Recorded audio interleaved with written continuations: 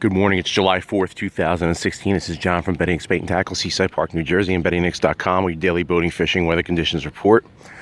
I just wanted to come up, well, number one, for the unbelievable sunrises we've been having. I know some people appreciate that. Other than that, just wanted to give you a quick surf report. Conditions are perfect. There's birds working here. Saw a couple diving.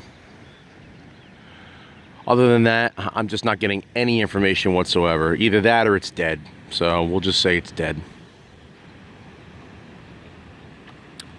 Weird. Not many people trying, but those that are, from what I'm hearing, it's dead. Hope everybody had a great holiday weekend. We are open today. I had like at least 3 or 4 people ask me on Facebook, are we open on July 4th? Yes, we are.